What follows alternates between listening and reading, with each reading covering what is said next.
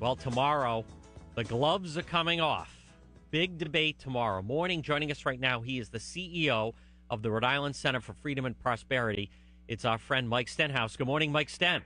Hey, John, and thanks for that Doobie Brothers intro. Love them, man. There you go. That's back to you. All right, now go. Big day tomorrow, Mike. Tell everyone what's going on. Yeah, we do. Down at URI, we're starting early, 8:30 coffee and registration, 9:30 debate. But we're really the country's leading conservative and progressive voices going right at each other about what I think is a core philosophical question that drives a lot of what happens with policy in this state up at Smith Hill. Is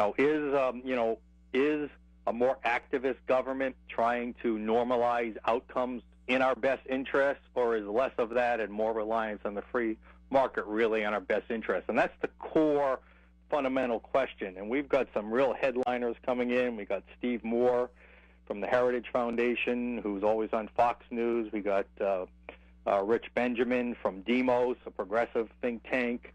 He's on MSNBC a lot. We got Rhode Island's own Tom Sgouros, and we got a guy from the Ayn Rand Institute. And that's important because in the second segment, John, we'll be talking about the morality of government policy. Are some policies immoral? It's the Atlas Shrugged type questions. Do we have a moral responsibility to others, or do I have a right to keep what I earn? So it's really going to be a kind of topic that you don't hear the political class talking about very much. Now, Mike, for those that want to go, lay out exactly where it is, what time, what's the cost, everything involved.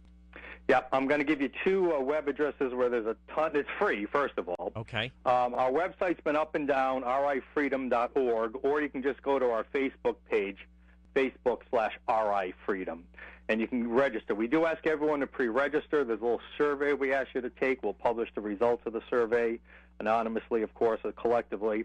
But it does start at 9:30 with registration and coffee by Dunkin' Donuts at 8:30, and it'll last throughout the morning. It'll be done before noon, so a couple of hours. We'll even have a political humor there tomorrow morning. But it's right on Upper College Road at Swan Hall on the University of Rhode Island campus. I think it's going to be the most compelling public policy debate we've had in this state in a long time. It's going to be a good audience there. Registrations are really picking up, so you should come. Is it interactive, Mike? Could people ask questions and talk to the panel? Well, indirectly, yeah. We are accepting questions, just like you did with your stage shows. We're accepting questions through Twitter, so audience members can Twitter in their questions, and we've reserved a good amount of time at the end of each segment to respond to audience questions. There will also be a live stream, so if you go to our website or any of those addresses, again, RI Freedom, either at Facebook or rifreedom.org on the web, we'll have instructions tomorrow on how to watch a live stream. But you really should come. I think it's going to be a lot of fun. Now, folks, again, Mike, this is tomorrow morning. Kicks off at 8:30, and then at 9:30, the debate is underway. And tell people once again, what is the debate going to center around, and who are the people participating? Yeah, the core question of the debate, what's really in our best interest? What kind of public policies really help people? Is it more dependence on government or less? Is it moral for government to get more involved in our lives?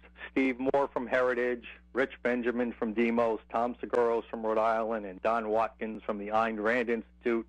Plus, we have some students sitting alongside the professional debaters, which will make it interesting. We have area students. So it's going to be a great optic, a lot of fun, and good for the whole family, John. Hey, Mike, what do you make of this new poll, Rhode Island residents least proud of their state? I think you're right on what you said. I think they understand our potential, but they see how our political class is completely tone deaf, and I think they've just become hopeless. I don't think they're not proud of our state. I think it's more that they feel helpless and hopeless because nobody up there on Smith Hill seems to be responding. And that's that's been our battle cry for the last few years as well. Do something, please. And we've put out some ideas, and you'll hear other ideas at this debate tomorrow, too. Mike, you're doing great. Thanks, folks. It's Mike Stenhouse, CEO, Rhode Island Center for Freedom and Prosperity. He has certainly made his impact. Mike, great job. Folks, it's John.